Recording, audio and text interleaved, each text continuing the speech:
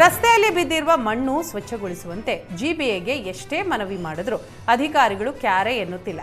ಹೀಗಾಗಿ ರೊಚ್ಚಿಗೆದ್ದ ಪಡತೂರು ಬಳಗೇರೆ ಸ್ಥಳೀಯರು ತಾವೇ ರಸ್ತೆಗಿಳಿದು ಸ್ವಚ್ಛ ಮಾಡಿದ್ರು. ರಸ್ತೆ ತುಂಬ ಮಣ್ಣು ತುಂಬಿರುವ ಕಾರಣ ಬೈಕ್ ಸವಾರರು ಬಿದ್ದು ಗಾಯಗೊಂಡಿದ್ದಾರೆ. ಮಣ್ಣು ತೆಗೆಯುವಂತೆ ಪಾಲಿಕೆ ಅಧಿಕಾರಿಗಳಿಗೆ 100 ಬಾರಿ ಮನವಿ ಮಾಡಿದ್ರೂ ಯಾವುದೇ ಪ್ರಯೋಜನ ಆಗಿಲ್ಲ. ಅಧಿಕಾರಿಗಳು ಮನವಿಗೆ ಸ್ಪಂದಿಸದ ಕಾರಣ ನಾವೇ ಸ್ವಚ್ಛಗೊಳಿಸಿದ್ವಿ ಅಂತ ಸ್ಥಳೀಯರು ಕಿಡಿಕಾರಿದ್ರು. ಚಾಮರಾಜನಗರ ಜಿಲ್ಲೆಯಲ್ಲಿ ಇತ್ತೀಚೆಗೆ ಒಂದಲ್ಲ ಒಂದು ಕಡೆ ಹುಲಿ ಚಿರತೆ ಕಾಣಿಸಿಕೊಳ್ತಾ ಇವೆ.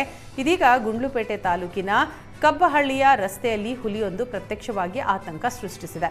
ಕೂಡಲೇ ಈ ಹುಲಿಯನ್ನ ಸೆರೆ ಹಿಡಿಬೇಕು ಅಂತ ಸ್ಥಳೀಯರು ಆಗ್ರಹಿಸಿದ್ದಾರೆ.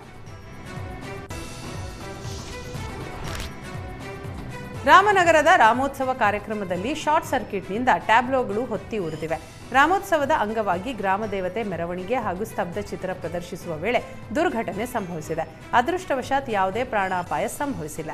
ಮಾಜಿ ಸಂಸದ ಡಿಕೆ ಸುರೇಶ್ ಹಾಗೂ ಶಾಸಕ ಇಕ್ಬಾಲ್ ಹುಸೇನ್ ನೇತೃತ್ವದಲ್ಲಿ ಕಾರ್ಯಕ್ರಮ ಆಯೋಜಿಸಲಾಗಿತ್ತು. ಸ್ಥಳಕ್ಕೆ ಆಗಮಿಸಿದ ಅಗ್ನಿಶಾಮಕ ಸಿಬ್ಬಂದಿ ಬೆಂಕಿ ನಂದಿಸುವಲ್ಲಿ ಯಶಸ್ವಿಯಾದರು. ಬೆಂಗಳೂರಿನಲ್ಲಿ ಶುಚಿತ್ವ ಇಲ್ಲದ 6 ಪಿಜಿಗಳಿಗೆ ಆರೋಗ್ಯ ಅಧಿಕಾರಿಗಳು ಬೀಗ ಹಾಕಿದ್ರು. 204 ಪಿಜಿಗಳಲ್ಲಿ ಆರೋಗ್ಯ ಅಧಿಕಾರಿಗಳು ತಪಾಸಣೆ ನಡೆಸಿದ್ದು, ನ್ಯೂನ್ಯತೆಗಳಿರುವ ಪಿಜಿಗಳಿಗೆ 1,96,000 ದಂಡ ವಿಧಿಸಲಾಯಿತು.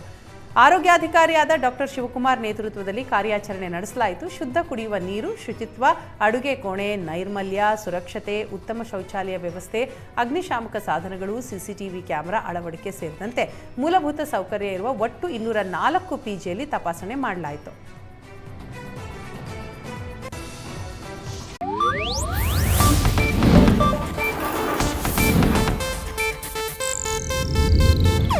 ಇದು ಏಷ್ಯಾನೆಟ್ ನ್ಯೂಸ್ ನೆಟ್ವರ್ಕ್ ಪ್ರಸ್ತುತಿ.